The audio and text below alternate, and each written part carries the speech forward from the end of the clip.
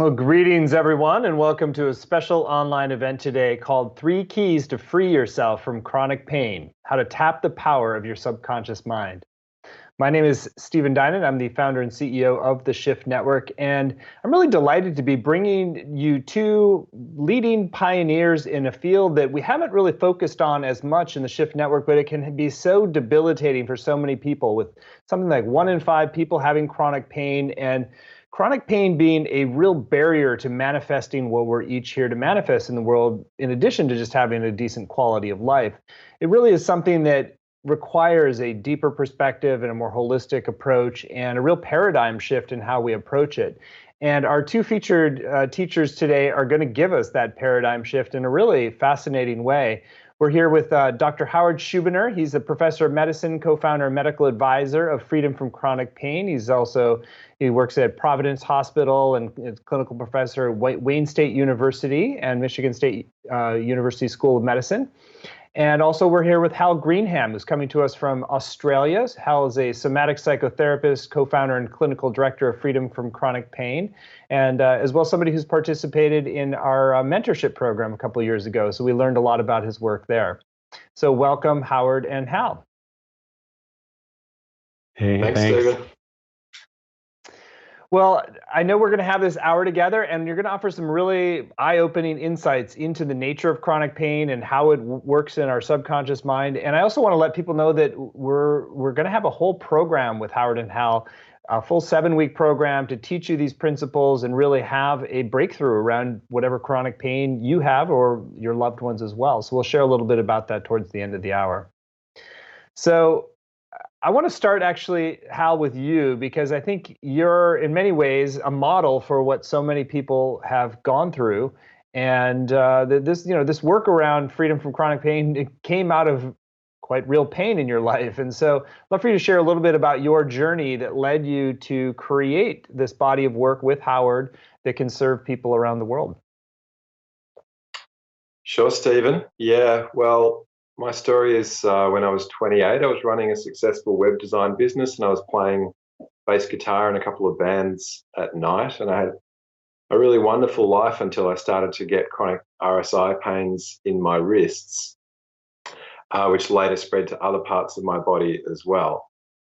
So as you know, people do when they get pain, I consulted the best doctors I could find in Australia, some really high quality specialists, also tried acupuncture, massage, physio, osteopathy, naturopathy. I tried so many things that initially seemed to work a little bit, but ultimately, when I looked back a few weeks later, I realized I wasn't actually getting better. I saw over 40 different practitioners at last count, and I spent probably in excess of $40,000 on treatments that basically weren't really working, which was quite demoralizing. And the pain got so bad that I couldn't work anymore. And by that time, it had also spread to my ankles. So I was having trouble walking and just getting around. So essentially, I had to give up my business. I had to give up my bands and I had to move back in with my parents. I was so debilitated by the pain. When I was back in Canberra, I started studying a psychology degree and I had to ride around the university on a motorized wheelchair scooter because, my mobility was just so affected. So it was really like slipping into a very different and much more contracted phase of my life. And I'm sure people who have significant pain can really resonate with how that feels. So, I was pretty desperate and finding that the pain was really dominating my life, significantly limiting my ability to work and live freely. And I was in this really like a true dark night of the soul when I had a remarkable encounter with a very caring medical practitioner who listened very deeply to what I was going through. And he wasn't actually able to diagnose me or help me, but at the end of the consult, I felt an intuitive voice inside me say, you need to change your relationship with anger and fear. And if you do that, you're going to get better, which was quite an extraordinary light bulb going on. And I started researching. I found the beginnings of this approach that we practice now, the mind-body approach to working with pain and fatigue. Started applying those principles, and I made a really rapid recovery. So within about 50%, within about the first month, I was 50% better. And then I did some psychotherapy. I had to do some emotional processing and look at some deeper kind of issues in my family system. And with doing some focused work in that approach, I was able to get back to 100% pain-free. And now it's about 12 years later, and I'm still 100% pain and fatigue-free. And yes, I was just, absolutely amazed that my life could be so great and then go into such a deep contraction and then expand back out to, essentially being unencumbered now and having an incredible appreciation of what my body can do. So yeah, I'm very keen to share this work with everyone who could benefit. Well, it's an awesome story, and I really love how you have turned this journey into something that you want to liberate, millions of others from the same chronic cycle that you were stuck in. So, Howard, you're coming at this from a slightly different direction, less as a chronic pain survivor or somebody who had to turn this around, but really as a medical professional who recognizes that the way in which we conventionally approach pain was really very limited. So I'd love for you to share about your own pivot in understanding how to approach pain in a more comprehensive, integrated, and effective way. Yeah, thanks, Stephen. I've been doing this for about 16 years now. And it's so sad. Hearing Hal's story is just so sad and so frustrating. And I've seen hundreds of people just like this. And as you pointed out, there's an epidemic of chronic pain in North America and worldwide. And what happens is if you have a chronic head pain or abdominal or pelvic pain or neck or back pain and you seek medical care, you'll typically get medications, injections, and maybe even surgery. But the fact is that none of these are particularly effective for the majority of people. In fact, and I'm sure many of you out there have experienced this, traditional medical care often leads to worsening of the pain for a whole variety of reasons. And many people have experienced that. And then on the other hand, if you have chronic pain and you seek psychological care for it, the standard psychological theory about chronic pain is that the reason is unknown, it's not curable, and we can try to help you with techniques to just cope with it, such as cognitive behavioral therapy, ACT, and mindfulness-based therapies. And unfortunately, all of these have only generally small effects. And I'm a huge proponent of mindfulness. I've been a mindfulness teacher for over 20 years now. So what have we learned and discovered about chronic pain that most medical professionals and psychologists don't know yet?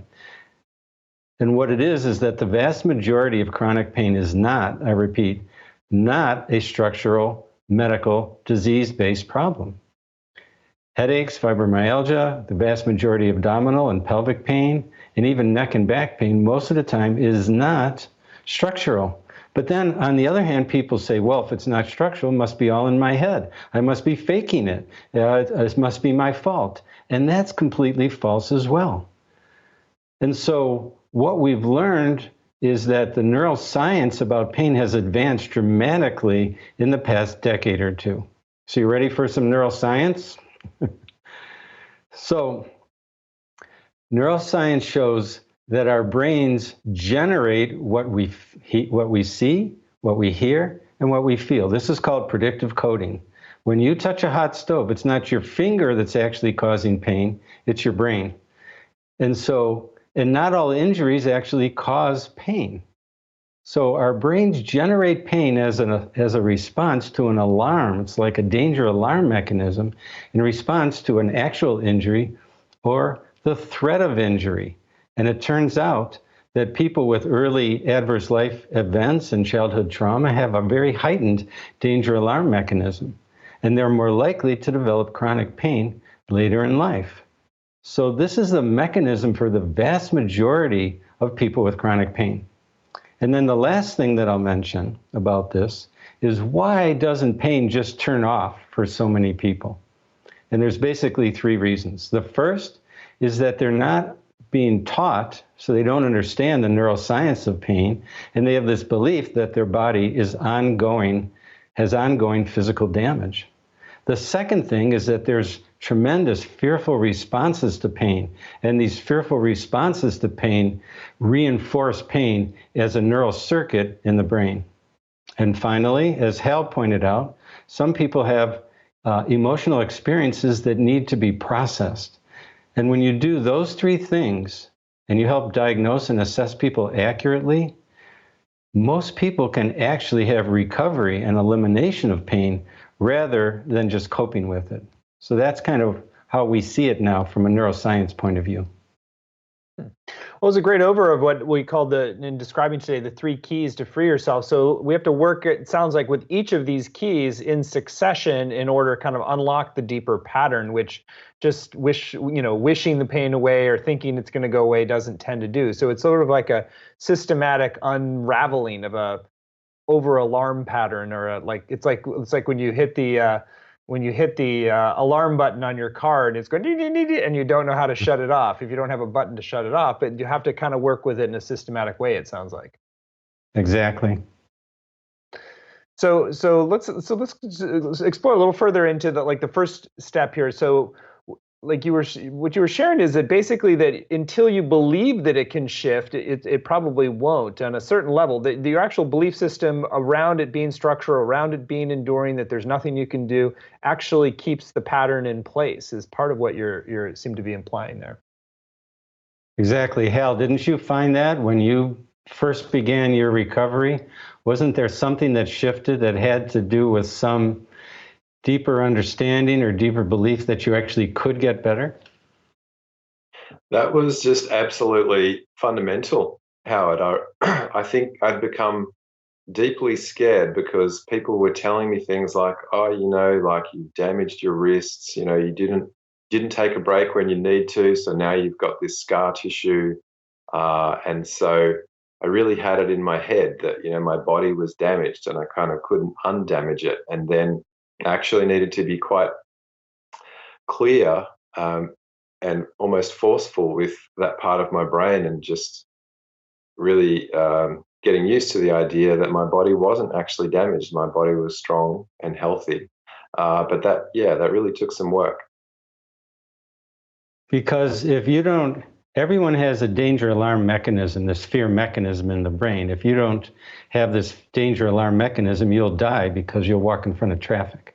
And so what happens, though, is when this danger alarm mechanism is set at a really high level because of stressful life events, and then the pain occurs, which makes your life even more stressful and makes you more afraid. So you're having this double whammy of having pain that's severe, which makes you afraid. And on top of it, you have ongoing stressful things in your life that's making you afraid. This is ramping up this danger alarm mechanism and creating a vicious neural circuit in the brain that just keeps going and going and going. And it tends to get worse over time. And in fact, that's why people's pain often spreads over time. That's exactly what happened to you, Hal. You started out with pain in one area, and you ended up with pain in other areas as well. Yes, indeed. And I've observed that in so many clients moving forwards as well.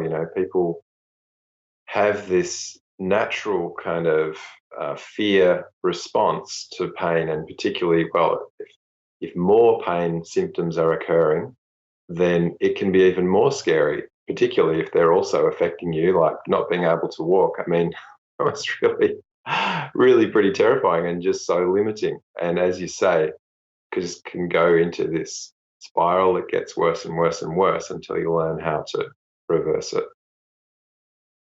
Well, let's go a little bit further into, so you were differentiating earlier, you're saying most pain is not structural, but some is. So it seems important then for this first key to really work is you have to first differentiate between what is actual structural pain versus this kind of loop pain that's caused by a kind of a hyper alert loop and that gets stuck in place. Yeah, exactly. So Howard, you want to share a little bit about how do you make that differentiation? Is it only a medical thing, or can you do that yourself? What's funny is it's actually not that difficult most of the time, which is an amazing thing. and we've written about this, and we've worked with a lot of people. And most of the time when people read about this and they understand it, they just get it. They just really understand. They go, this is me. It makes sense.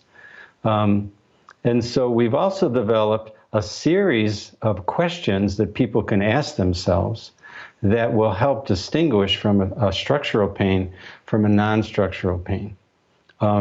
Most of the time, people who come to see us who have chronic pain have been to many, many doctors, as Hal was, and they haven't really found anything. So the first clue is that when you've been to many doctors and they haven't found a cause for your pain, then it's a very, very high likelihood that there is no structural cause for your pain. If you have chronic headaches and you've had a CAT scan or MRI of the brain and ruled out something serious, then you've ruled out something serious. The same is true for abdominal and pelvic pain.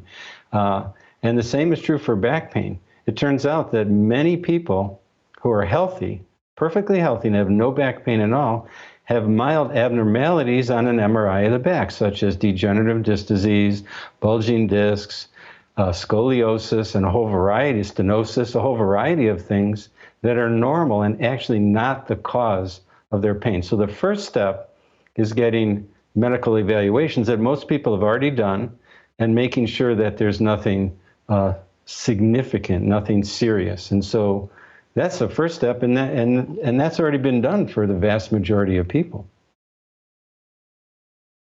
Great. And so I think that this would be appropriate right now. I know that it's not sort of super razzle dazzle, but it is important to actually like have people walk through this. And so would you like to take people through the actual sequence of questions that can help illuminate whether your pain is structural or not? Yeah, so the first step, as I mentioned, is making sure that from a medical point of view, they haven't found anything serious. Most people, that works fine. But the second major step that I'm going to take you through now is what we call ruling in the neural circuitry problem. You can rule in the neural circuitry problem by investigating what the pain does. So I have a series of questions here. There's about 10 of them, I think. And the first one is that oftentimes pain that's neural circuit will shift. It'll be sometimes on the right side, sometimes on the left side. Sometimes it might be in the neck, or it might move to the lower back. Sometimes it'll get worse over the course of the day, or it'll get better over the course of the day. So first question, do the symptoms shift in the body over time? So the point is if they're shifting, that means they're actually turning on and off. If they're turning on and off, structural damage doesn't do that. If your arm's broken, the pain doesn't shift or move or turn on and off. It's always there in the same place. Does that make sense? Yes. Good. We're on board. Hal, did that happen to you? Where's because you said it started in your right and then it went to your left wrist, or right? Yeah, exactly. And it was always kind of going between my right and my left wrist, which just really didn't make too much sense. But the pain was there nonetheless. And then it spread to my legs and then to other parts as well. So it made a lot of sense to me, what you said. Yeah, exactly. The second question is, does the pain spread over time? And obviously that was true for Hal, and many people will find that. The third question is, does the pain affect a large portion of the body? For example, it's the whole right side or the whole left side or the upper torso or both legs, because most structural pain will affect a very limited part of the body. And so the question is, does the pain affect a large area of the body? That makes it more likely to be neural circuit rather than structural. And has the pain occurred in many different parts of the body over the course of your life? So a lot of times people, when they're younger, they have stomach pain, and then in their 20s, they're getting neck or head pain, and then in their 30s, maybe it's low back pain. So that's a common finding. All right, the next question is, did the pain start for no known reason? Did it just start waking up? Did it start in the middle of the night? Did it start with no particular injury? And this is extremely common because guess what? If the brain is turning it on, it's turning it on in relation to some emotional event rather than a physical event. And so it often just appears. Hal, when your pain first started, was there a reason for it, or did it just kind of come out of the blue? Well, in my case, it did feel like there was a structural reason. You know, I was working super hard typing and mousing in my business, and then I'd kind of run off to band practice and play a few hours of bass guitar. So I was like working my wrists really hard, and often they would kind of ache. And that aching over time did kind of turn into more of a chronic kind of pain.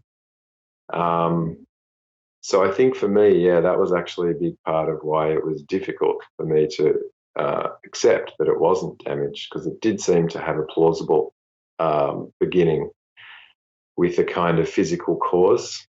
But I've noticed in my life experience there's been many other kinds of pains that I've had that haven't really made sense. Like I've just got back pain randomly and I haven't, done anything particularly strenuous. So yeah, that was my experience, Howard. So Right. it sounds like, Howard, that part of it is, it's like you don't have to have all of these questions. All these questions, like you don't have to have a no answer to all these questions or a yes answer to all this. It's more like each one illuminates, is there a deeper story at work here than just a structural issue? And if so, these are each signals opening up possibility that it really is more of a pain loop. Yes, exactly. In fact, you only need one of these. I often say that I'm a detective, and when a detective is solving a mystery, they only need one clue that blows apart the whole other theory of it. The other thing is, if you do have an injury, when you get an injury, all injuries heal. And if you get an injury and you get pain, like hell, maybe you had some injury at the beginning, and if you rest it, the pain will go away and you'll get better. But what happens for people with these kind of neural circuit pain type problems or brain-induced pain problems, they get pain with an injury and then they rest, and then the pain doesn't go away or even gets worse over time with rest. And that's a great clue that it's a neural circuit. The next question is, do generally safe things like light touch, cold or hot air, bright lights, loud sounds, or even just sitting or bending, do those trigger the symptoms? So when something like that is a trigger, that's basically a conditioned response. Light touch, cold, bright lights, sound, sitting, bending, those don't cause pain in most people. Those are just triggering the brain. The brain is seeing those activities as dangerous. So that's a really good clue.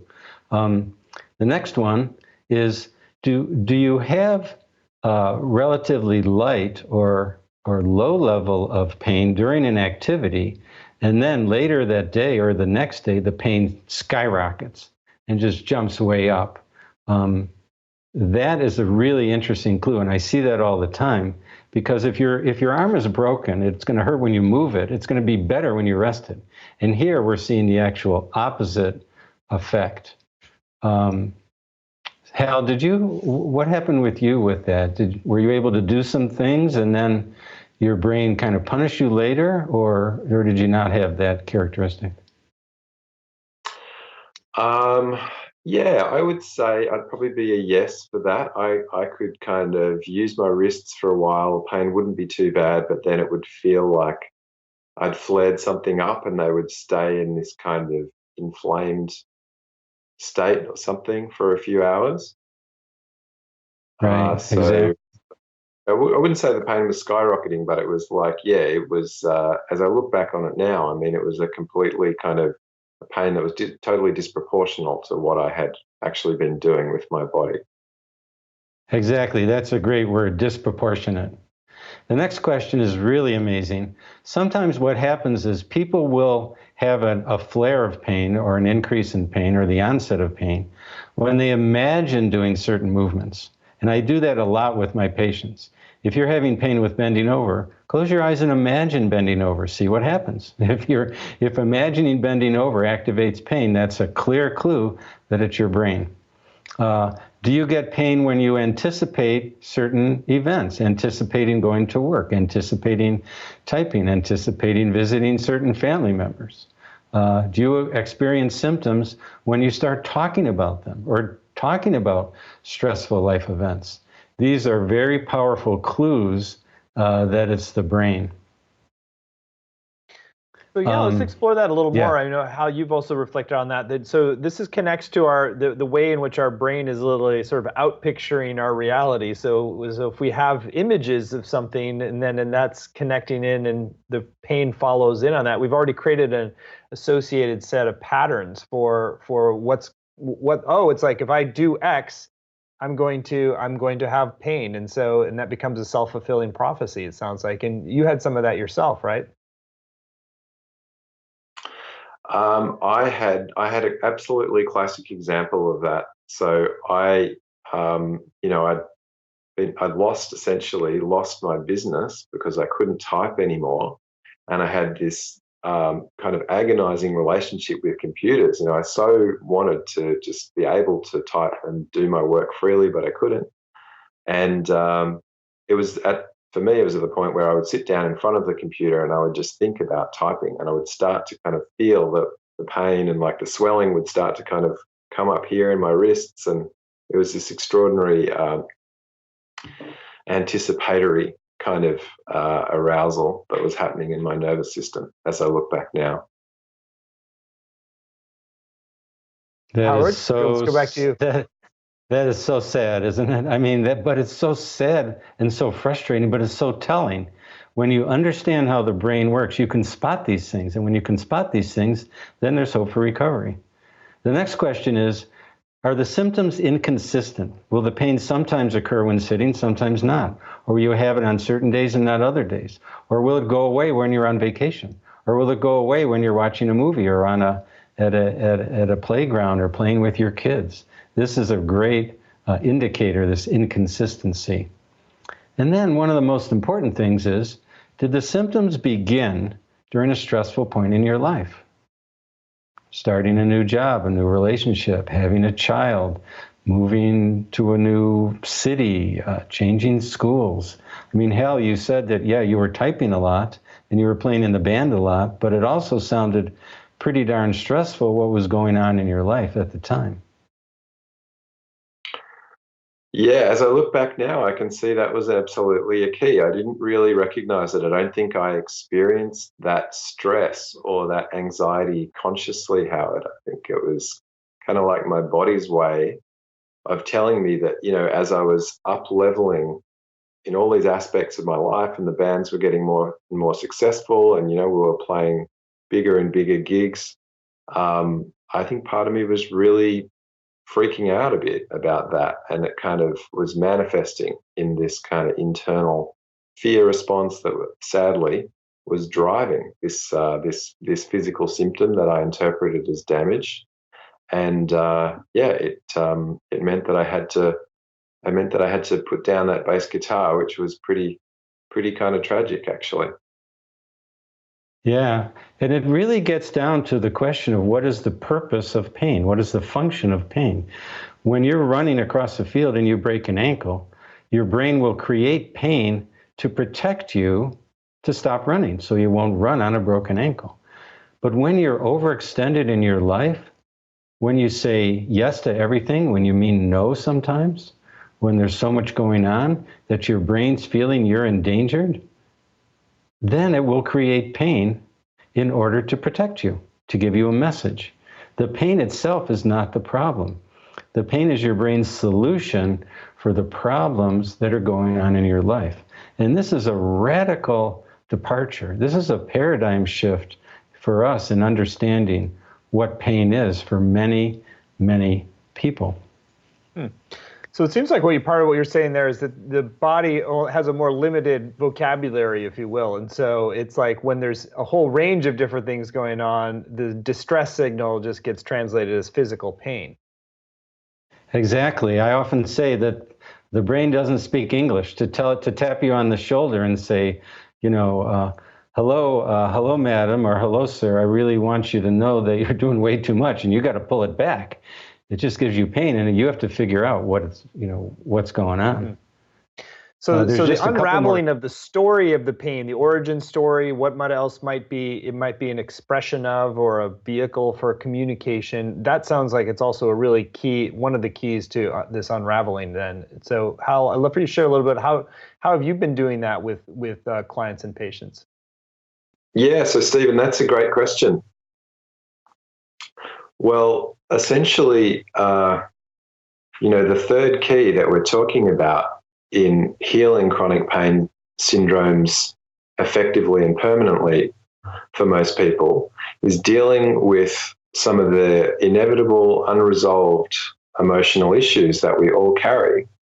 Now, many of these are unconscious, and many of us have experienced trauma at an earlier time of our life. We may or may not be aware of the significance or the extent to which that has affected us. And so often an important part of answering the question that you posed, what does the pain really mean? Like, what story is it trying to tell in someone's life? The true answer to that question will emerge spontaneously as we go within and help people to explore themselves and some of the deeper feelings that may be residing in their brain, or as a somatic psychotherapist, we say the deeper feelings that may be residing in their body, because it's as though the body expresses these metaphors of pain and physical symptoms manifesting profoundly in people's bodies.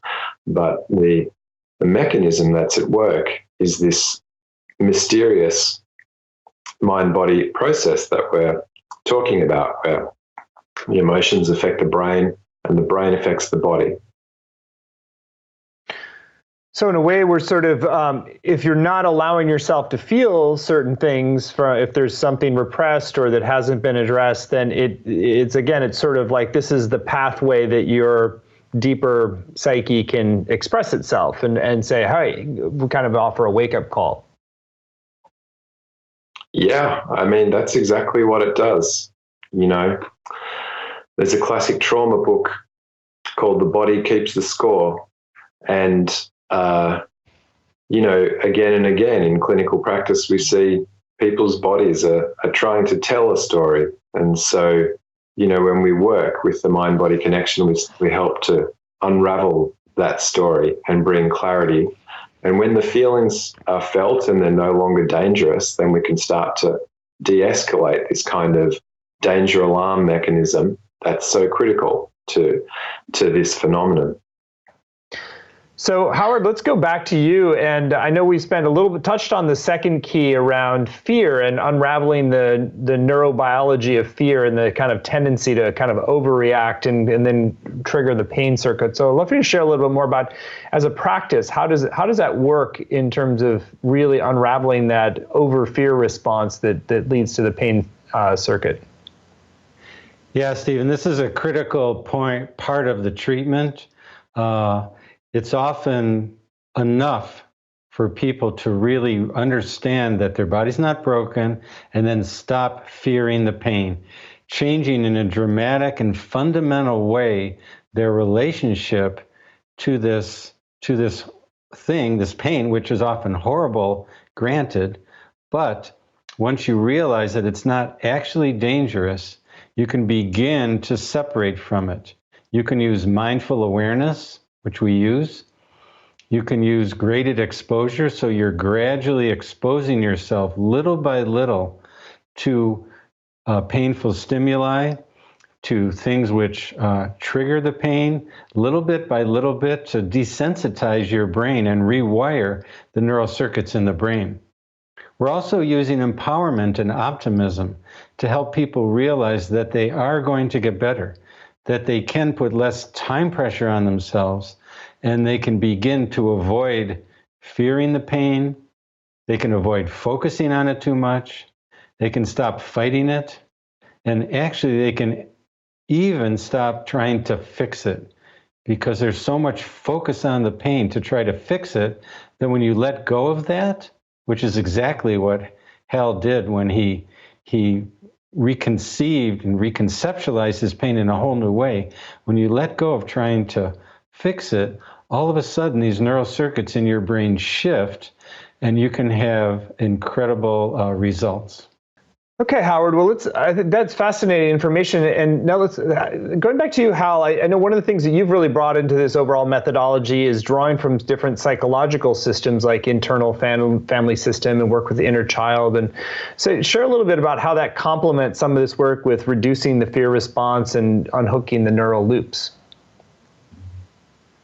Yeah, thanks, Stephen. Well, it's so exciting to be integrating these systems because what we've found is that by teaching people how to have a secure and safe and loving attachment with their inner self, or we use a metaphor of the inner child often, it has a profoundly calming effect on the brain, nervous system, and in terms of getting people out of this danger alarm mechanism, getting them in touch with the feeling stuff that matters, using this work with the inner child, we've just found extremely effective at being able to create this calming effect and therefore the reduction in the pain. There's quite a lot of nuances of the work, but I know we're going to talk about the course content chapters, so maybe I'll touch on it again when we look at that. Great. And Howard, going back to you, like to really complete the sort of mind, body, spirit aspect of it, I know that there's some spiritual practices that also get woven into this as well. So you're really addressing all the different layers. Yeah, that's really true. Oftentimes what happens is that the pain has taken people away from their purpose and what's most important to them. So part of regaining your life, part of switching the neural circuits in the brain is reconnecting to what your purpose is, what the meaning is in your life. Oftentimes people say that when they see me that, if I'd be so much happier, I could get on with my life if I could just get this pain to go away.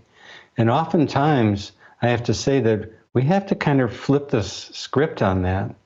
You have to begin little by little to reclaim your life, to find that contentment, to find that peacefulness, to find the spiritual nature that drives you and gives you meaning in order to turn off these painful neural circuits in the brain. Great. Well, I really appreciate the very integrated, holistic way that you both are approaching this. And I know you're getting some incredible results with people as well. And Hal, I don't know if you want to share just an example of a story of people that have worked with your integrated program here, Freedom from Chronic Pain, and have really had a breakthrough around it. Sure. Well, we've seen a lot of people in the program now.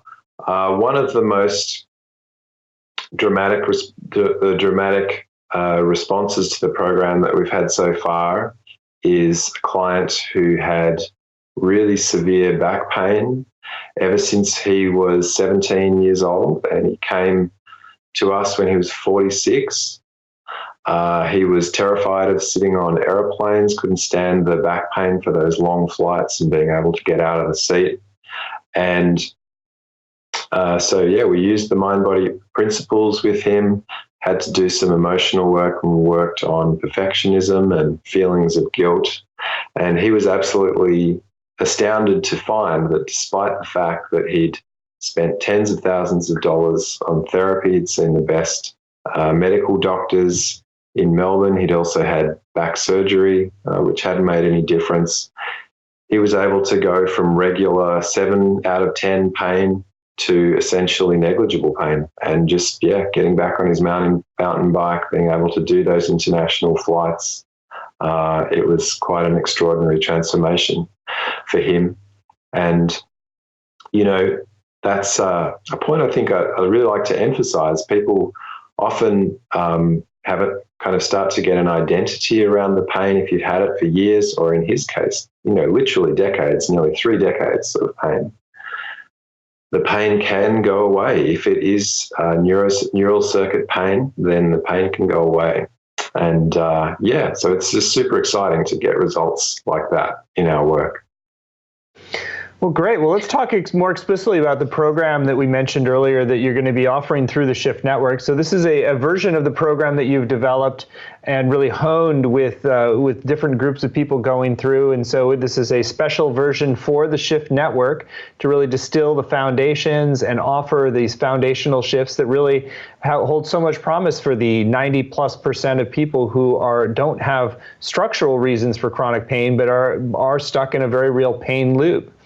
So the program we're calling it just the same thing, Freedom from Chronic Pain Program, and you can find it laid out in detail at freedomfromchronicpaincourse.com. Again, that's freedomfromchronicpaincourse.com. And we really believe that the people who go through this program are very, very likely to have a breakthrough around chronic pain. And all of the freedom and gift and blessing of that, really liberating what you're here to do and the higher purpose, as Howard mentioned. So there's an untethering and decoupling from some of the childhood patterning, that there's a opening of the chronic pain loop, so that we're no longer stuck in that, no longer reacting that, no longer assuming the worst, that it's going to be stuck. And there's really solid scientific research behind this. I can have Howard share a little bit more about the scientific research that they've done as well.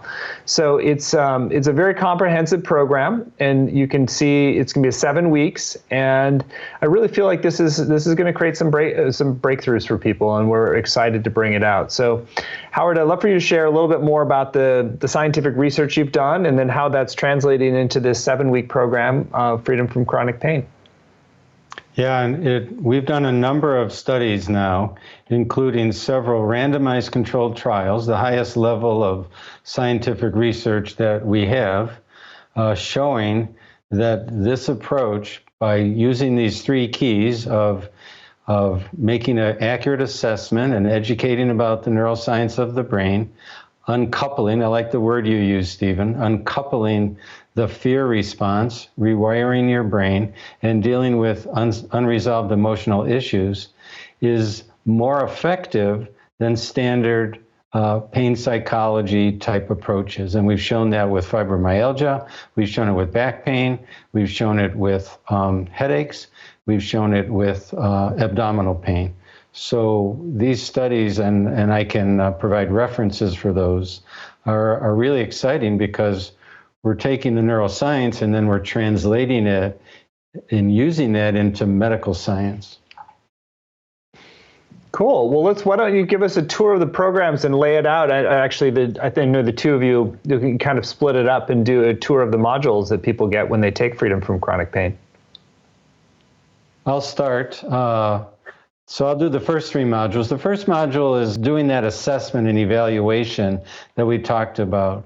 It's assessing, looking for the clues to understand why the pain is there, what meaning it has in your life, and educating people about the neuroscience behind pain so that they can really understand it.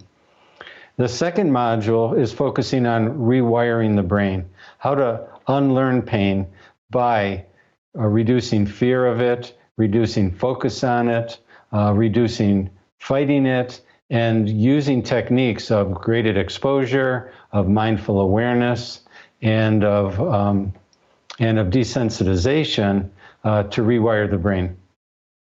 And then the third module focuses on pain triggers, these conditioned responses that we talked about, such as the weather, such as light, sound, bending, moving, anticipatory pain that Hal and I talked about. And so it's working on those pain triggers and those conditioned responses. Modules 4, 5, and 6. So in module 4, we're looking at healing family patterns, nurturing your inner child to release pain. So as we've talked about in the call so far, a real key is being able to drop inside in a supportive way and get some more clarity on what might be happening inside. These feelings that are unresolved in the unconscious manifest in our brain and manifest in our body. So we go through a systematic process, giving people a structure that we know that works to help to get deeper into these family patterns, bringing them insights and tangible experiences of feeling. guide people on what do they need to do with those feelings. Sometimes it's about expressing them, sometimes just about accepting them. Moving on to module 5, making peace with your subconscious mind. So this is tapping back into the inner child work that I mentioned briefly before. A really critical and an incredibly potent part of the course that if people really dive into this, we do a connection with the inner child, and we teach people essentially how to maintain that secure, safe inner relationship, which lays the foundations for peace and well-being in the psyche, in the brain, and therefore in the body. And it's so exciting to share this because not only is it powerful and effective medicine for reducing physical pain, powerful and effective medicine for reducing anxiety and creating peace in the psyche moving forwards in life. And module 6, we've called creating a container for healing, even through the holidays. So we are heading up to the December period, which is obviously a stressful period for many people. There's a lot of triggers there, but it's a brilliant opportunity to be working with this kind of family dynamic stuff. One of the most common presentations that we see is that people get pain when something in their present day life, whether it's a family situation or a work situation, triggers something about their early family relationship dynamics. And so, this is actually a brilliant opportunity to become more aware of this stuff and to turn it around, turn it into an opportunity for substantial healing on physical and emotional levels. And then module 7 is essentially an integration. So we'll be deepening what we've already learnt. And obviously, as we're moving through, we'll have the Facebook group where we'll be available to help people out with specific questions that they might have so that they can integrate this material into their lives. And as Howard said, take really concrete steps to creating the life that people want to create. We want to empower people to get back into their life, the work, the family, really be able to go for their dreams unconstrained by pain. Well, it's really a beautiful program that you've offered, and I know that it's great to have the combination of the deep grounding in the science and the latest understanding of the brain and the psychological and spiritual foundations that you also offer as well. So again, you can find the course at freedomfromchronicpaincourse.com. You get the 7 90-minute live sessions with Howard and Hal and ask all your questions and engage a lot of interactive time. You're also going to get both video and audio of those sessions, as well as full word-for-word transcripts to work with, study, and highlight over time. You also have time in small groups. We create exercises for these small groups. There's also weekly exercises and practices you do at home, as well as a Facebook community.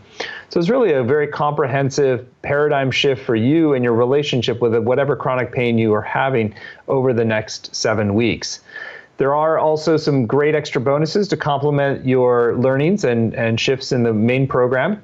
There's an ebook from Dawson Church, who's a pioneering figure in this field as well. It's called Psychological Trauma, Healing Its Roots in Brain, Body, and Memory. It's also a video dialogue from Wendy Coulter at the 2019 Science and Spirituality Summit called Medical Intuition, Blazing a Trail for Holistic Health, and Identifying Your Pain Type. These were all things that we pulled from our own Shift Network library and thought that would be a really great complement to what you're getting from Howard and Hal. And then I should mention, there's a special bonus that you get when you sign up by midnight tonight. We do this as a way to encourage you to go to the page at freedomfromchronicpaincourse.com and tune in. And if you really get the sense that the value that you can get from this program, then you have an extra bonus for signing up by midnight tonight. This is the top 5 sessions from the Winter Wellness 2019 Summit. This is a value of $97 just by itself. This includes people like Sue Morter and Wendy DeRosa and David Crow and Greg Braden, a really stellar roster of teachers sharing about different aspects of holistic health and well-being. So you get that extra bonus when you sign up by midnight tonight.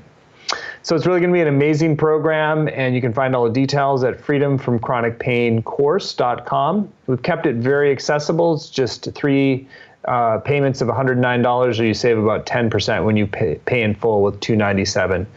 So the course is going to begin on November 6th and run on Wednesdays at 5 Pacific time. And even if you can't make that live time, you can still get the full value but through the downloads and the recordings and the community as well.